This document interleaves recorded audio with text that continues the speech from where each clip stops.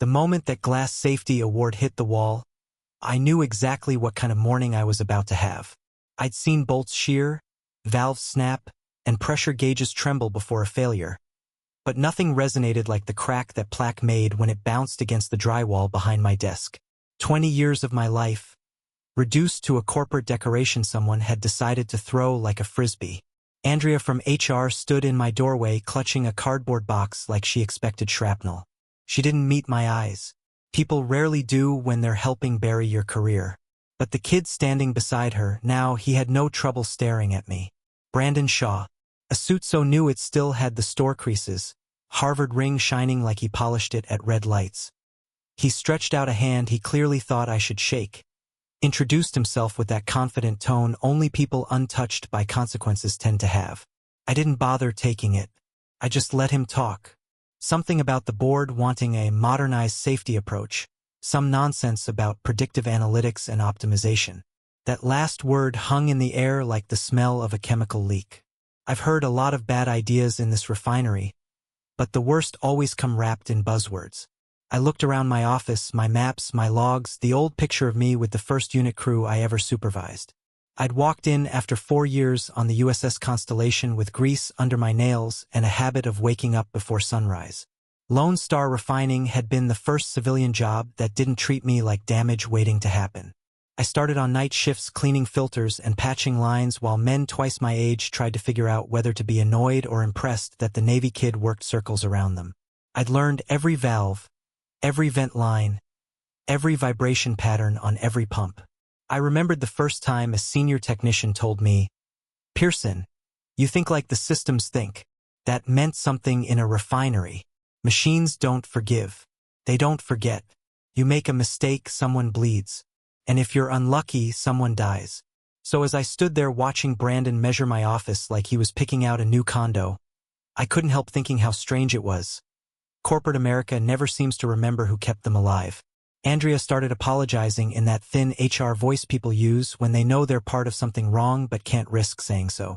The board wanted fresher perspective, she said. More professionalism. Someone with an MBA. She handed me the box, and I saw my old black notebook sitting on the corner of my desk. The one thing in that room that actually had value. That notebook held 20 years of handwritten logs. Real logs. Not the sanitized reports the board liked to show shareholders. Notes about close calls, patterns I'd caught, inspectors' tendencies, the weak points of certain manufacturers' valves. There were pages of small details that kept us alive long before data-driven risk modeling became a phrase some consultant scribbled on a whiteboard. I picked it up carefully, thumb tracing the worn edges, and dropped it into the box. I could feel Brandon watching me. He probably thought it was sentimental. He had no idea he was looking at the backbone of this place. The clock on the wall ticked. An ugly, cheap clock that management refused to replace because time is time. But I'd always kept military time, so I knew without checking exactly how long we had left. OSHA would be at our gates at 1,400 hours. 80 minutes. Brandon, of course, didn't know that. He was too busy explaining how he'd memorized the Federal Safety Manual during his orientation week. He actually said that as if memorization mattered. I'd seen men with perfect scores on written tests freeze when a pressure alarm went off at 3 a.m. I asked him one question, whether he could walk Rodriguez, the inspector, through why our alarm thresholds were set the way they were. He blinked at me like I'd spoken a foreign language. Andrea winced. I took off my security badge, laid it on the desk. A small plastic rectangle that had unlocked more doors in this refinery than the board had ever stepped through. Then I loaded the box and walked out. No anger, no scene. Just the quiet kind of disappointment that settles in your bones when you realize the people you kept alive never really understood how close they came to disaster. As I walked through the main work area, the whole floor went silent. Guys I'd known for years, Jenny in accounting, Carlos from maintenance, Leo from engineering, couldn't look at me. Not because they were ashamed of me, because they were ashamed of what the company had done. I didn't need words. Their faces told me everything. They knew the board had just pulled the last pin from a grenade they didn't understand how to hold. I headed outside into the Texas heat. The sun beat down, making the steel towers shimmer like ghosts. My truck sat where it always did, stubborn and reliable. I set the box on the passenger seat and climbed in. I wasn't angry. Not yet. More like curious. Curious how long it would take before the building behind me realized what they'd done. I didn't have to wait long. As soon as I settled back, the text started coming in. Not in neat message bubbles, not in a polite sequence, just a relentless vibration that rattled against the console. I could feel the panic in every buzz. Carlos was the first. I could practically hear him shouting even though I was only reading his words. He said Rodriguez wouldn't speak to anyone but me. Jenny chimed in next. She said the inspectors were demanding documentation across 3 full years, and half of it was missing. Leo added the final punch. Rodriguez had asked about the new emission protocols, and Brandon responded like he'd never heard of them. I laughed under my breath at that. It wasn't funny, not really. But sometimes humor is the only safe valve left. From where I sat in the parking lot, I could see the first government SUV slowing at the gate, turning into the property with that unmistakable slow confidence federal inspectors always had. 2 more followed. Full team. Not a routine visit. This was an audit, the kind that dug deep enough to find issues even in the ones who did everything right. The board had fired the only guy who knew how to navigate it. I leaned back in my seat, hands behind my head, and watched through the windshield as the whole building started scrambling behind those tinted windows. People rushing, papers flying, controlled panic turning into uncontrolled chaos. They had no idea that their real test hadn't even begun. I didn't intend to involve myself any further that day. Honestly, I thought I'd drive home, crack open a beer, and watch the refinery slowly implode from the rearview mirror of my pickup. But as the government SUVs rolled through the gate with those flashing badges and serious faces, I knew the show was about to get interesting, so I stayed. From my truck, I watched the inspectors walk into the main building, clipboards in hand, expressions carved from granite. Rodriguez was easy to spot. He moved differently from the others, more grounded, more deliberate. A man who didn't rush unless he had to. A man who knew exactly how much damage negligence could cause. The thing about Rodriguez was this: he wasn't the kind of inspector who wanted to catch companies slipping. He wanted people safe. He respected those who respected the job. Which was precisely why he had no patience for executives who thought they could charm him with credentials or jargon. The sun beat down relentlessly, baking the steering wheel as I adjusted in my seat. I could practically feel the panic vibrating through the walls of that main building even from this distance. And then the door burst open. Sarah, CO Garrett's assistant, came sprinting across the cracked asphalt like she was trying to outrun the apocalypse. Her heels clattered on the pavement, makeup melting down her cheekbones. For a moment I wondered if she might actually collapse before reaching me. She slammed both hands on my window, gasping for air. I rolled it down halfway and just waited. She could barely talk. All she managed at first were fragments: Rodriguez, shutdown, violations, immediate suspension. It was like listening to a car engine misfire. Eventually she got enough breath to string the disaster together. Rodriguez, apparently, had refused to continue the audit without the one person who knew what the hell he was talking about. He wanted me. The board's newly appointed prodigy, Brandon, had tried to salvage the situation. He'd apparently presented his Harvard diploma like it was a federal compliance document. Rodriguez, in response, had simply left the room. No yelling, no threats, just walked out, which was far worse. Then Sarah said the magic words. Rodriguez gave them 20 minutes to bring me inside or he would issue a critical safety violation. In this business, that's a death sentence. I let her talk herself breathless. Let her explain how a shutdown would cripple production, tank our stock price, make insurers start asking why the only person who understood the plant had been fired hours before a major audit. It all poured out of her like a confession. Then she said the line that finally made me smile. "Frank, please. Just tell us what you want." I've been waiting for that moment all morning. I asked her straight up whether this brilliant personnel decision had been Garrett's idea or Patricia's. It took her a second too long to answer, and in that silence, the entire truth landed exactly where I expected it to. Patricia. Always Patricia. Tech world success story parachuted into a petroleum boardroom, convinced her data dashboards and leadership webinars could somehow replace 20 years of hands-on refinery instinct. I finally told Sarah what I wanted. Not loudly, not emotionally, just calmly, because calm scares executives more than anger ever will. I wanted a higher title. I wanted direct access to the CEO. I wanted Brandon under my supervision for 6 months. And I wanted Patricia to admit, publicly, that she'd been wrong. Sarah flinched at that last one. Board chairs don't like swallowing pride. But I wasn't negotiating. Not this time. She agreed to every single demand, at least she said she would, and sprinted back toward the building like her life depended on it. By the time I stepped out of the truck, my boots hit the pavement with a familiar weight. It felt like returning to a battlefield where I already knew the terrain better than anyone else alive. I walked toward the main doors. Inside, people scattered aside like I was a ghost returning to collect unpaid debts. When I reached conference room A, the tension inside was thick enough to taste. Rodriguez was waiting at the far end of the table. He didn't stand, didn't smile, but he looked at me with the steady acknowledgement of someone who'd been expecting me from the moment he walked in. He simply said I was cutting it close. I answered that traffic on I-45 had been a mess. Not the real reason, of course. But it was the kind of joke men like us understood. He chuckled under his breath, and for a moment the storm paused. I asked about his daughter, the one who'd just returned from deployment overseas. He told me she was still waking up at odd hours, still adjusting to normal life but trying. That part mattered. I'd known the girl since she enlisted. Hearing that she was safe, even if struggling, meant more than anyone in that room realized. I could feel Brandon watching us, watching the dynamic, the familiarity, the history. He hadn't earned any of it, and he knew it. Then the audit began. We moved through the refinery like a small procession.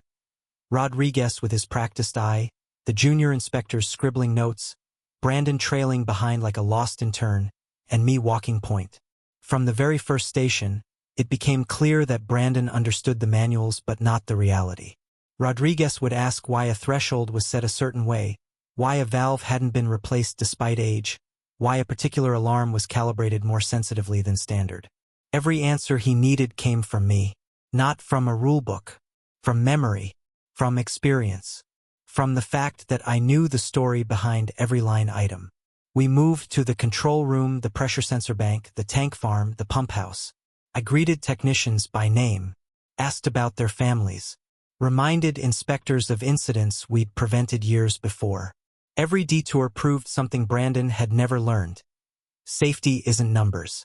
It's people. At one point, we reached the emergency response trailer. I handed Brandon a handheld detector, one of the basic tools every rookie knew how to operate, and asked him to walk us through its testing procedure. The blank look on his face told me everything. I asked Carlos to run a drill. 90 seconds later, half the emergency team arrived fully suited and ready. Brandon looked stunned, Rodriguez impressed. For hours. That's how long it took to pull the audit back from the cliff. For hours of walking inspectors through every system, every protocol, every lesson hard-earned through near disasters and sleepless nights. By the time we stood back in the conference room, Brandon was pale, sweating, and holding his binder like it was a flotation device on a sinking ship. Rodriguez gave his verdict: compliant, exemplary, commendable, and just like that, everyone in the room exhaled. Everyone except me. Because while the company was just grateful to survive the day, I was already thinking about the future, and the reckoning that still needed to happen. When Rodriguez finally signed off on the inspection, most people in that room looked like they had narrowly avoided a natural disaster. In a way, they had. But while Garrett and his team were busy trying to collect their nerves, I wasn't thinking about relief. I wasn't thinking about celebration. I was thinking about the next move, the part no one expected me to make. While the executives wiped sweat from their brows, I stood there watching the realization settle in on their faces. They finally understood just how close they'd come to losing everything. And more importantly, they finally understood the difference between memorizing a manual and living a lifetime inside one. Garrett tried to catch my eye, but I ignored him for a moment and stepped aside. I needed space to think. Because something had happened during those 4 hours, something subtle but powerful. I didn't just save the company from a shutdown. I'd seen cracks not in the refinery, but in the entire industry. Rodriguez had dropped hints all day. Small comments, passing remarks, nothing overt. But I'd known him long enough to read the weight behind his words. And the unspoken truth was clear. Other companies weren't playing clean, and regulators were running out of patience. I'd known for years that our competitors behaved like the rules didn't apply to them. They cut corners, bought silence, and treated fines as the cost of doing business. I'd never used what I knew, not because I couldn't, but because sometimes the only thing separating justice from vengeance was timing. And today, finally, the timing was perfect. I headed toward my office, the one they had stripped from me that morning. It was still a mess from the chaos Brandon caused earlier. Papers piled wrong, drawers pulled out then shoved back in, pens scattered like evidence from a clumsy burglary. Brandon himself had obviously tried to straighten it before the audit, but you can't restore something you never understood to begin with. I closed the door and sat at my desk, not as the man who lost his job that morning, but as the man who had just reclaimed far more than a title. Then I pulled out the heavy black binder I kept locked away all these years. Not the notebook with my handwritten notes, no. This was the other one. The one hardly anyone knew existed. Inside were 20 years of quietly collected intelligence. Conversations with regulators, files from industry safety committees, reports inspectors had shared with me because they trusted I'd know what to do with them. Patterns of violations from our competitors. Notes about suspicious incidents. Pressure logs that didn't match official filings. Environmental anomalies that appeared only on unofficial readings. 3 companies showed up more than any others. Apex Drilling, Gulf Coast Petroleum, and Titan Energy. They'd been cutting safety margins so close they might as well have been playing chicken with death. And from the tone in Rodriguez's voice earlier, I suspected the feds were about ready to slam the hammer. I spent the next hour sorting through pages, highlighting what mattered most. I wasn't planning to rat them out for personal gain. This industry had killed enough good people through selfishness and shortcuts. If those companies were about to face the consequences, I intended to make sure my company landed on the right side of history. By the time I called for an emergency board meeting, the sun was sinking behind the refinery towers, painting long shadows across the plant. Shadows that reminded me of all the nights I'd walked those catwalks alone, listening to the hum of machines that could turn deadly if someone got careless. When I walked into the boardroom, the tension was almost amusing. Executives sat rigid in their chairs, trying to figure out whether I was there to help them or bury them. But Patricia, she looked like she'd swallowed her own arrogance and it was lodged halfway down. I didn't bother sitting. Instead, I placed a stack of folders on the table and told them we were going to discuss our competitive standing. Patricia made a stiff remark about being too tired for strategy meetings after what happened today, but she quieted down the moment she opened her folder. Her face drained of color as she skimmed the first few pages. The others were slower, but eventually every pair of eyes in that room widened the same way. They finally understood what they were holding. Evidence, real evidence, that our top competitors had been systematically violating federal safety rules for months, even years. Falsifying atmospheric data, operating under dangerous pressure conditions, improper waste disposal, quiet bribes, cover-ups, the kind of track record that didn't end with fines, it ended with indictments. Someone whispered, asking how I got this information. I told them the truth, relationships. When you treat inspectors with respect, they return it. When you pick up the phone during emergencies, they remember. When you listen instead of lecture, they trust you. That trust isn't bought. It's earned one shift, one drill, one honest conversation at a time. Garrett leaned forward then, the realization hitting him like a freight train. We could either be victims or survivors of the coming cleanup. If we cooperated fully with regulators, if we positioned ourselves as partners instead of suspects, we could secure a future the other companies would never get. I laid out my restructuring proposal, clear, precise, non-negotiable. I wanted to create a new position, Chief Risk Officer, not just over safety, over every process where risk hid operations, compliance, regulatory intelligence. I wanted full authority to reshape the department. I wanted a seat at the national table, representing the industry on the Federal Petroleum Safety Advisory Board. Patricia sputtered something about power imbalance, about corporate hierarchy, about appropriate oversight. I reminded her that oversight is what almost cost them the entire company earlier that day. Eventually, even she realized she had no cards left to play. The vote was unanimous. 3 weeks later, everything unfolded exactly how Rodriguez had implied. Federal charges were announced.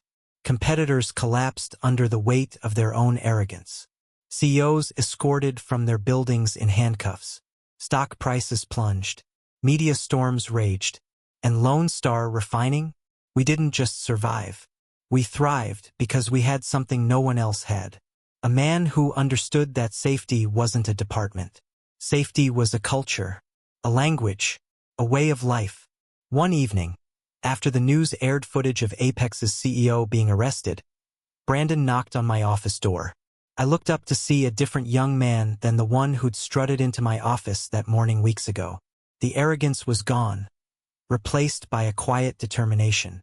He told me he'd finished his 6 months. He asked what was next. I told him, a new position reporting directly to me, Director of Regulatory Intelligence. I told him he'd have to prove himself, that nothing worth having came without humility. He asked why I was giving him a chance after everything he'd done. I told him the truth, because the best revenge isn't putting someone down. It's building something so strong that the system that tried to replace you is forced to change in order to keep up. He nodded, and I could tell he finally understood. In the weeks after those federal charges hit the news, the entire petroleum industry acted like someone had kicked the legs out from under its table. Suddenly, the giants everyone assumed were untouchable were bleeding publicly. Stock prices collapsing, legal investigations pouring in, environmental groups celebrating like they'd won the Super Bowl. I watched all of it from the calmest place imaginable. My new office. Not just any office. A corner office bigger than the one the COO used, with glass walls overlooking the entire refinery. From up there, I could see everything. The crude units, the catalytic cracker, the tank farm stretching out like a steel labyrinth. Towers rising against the Texas sky. Pipes humming with pressure. The whole place breathing like a massive mechanical animal. All of it operating smoothly because I'd kept it alive long enough for the company to finally understand what it needed to survive.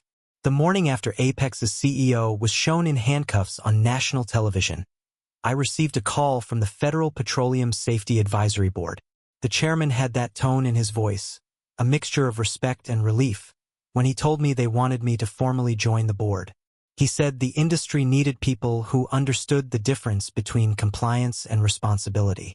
People who cared about results, not appearances.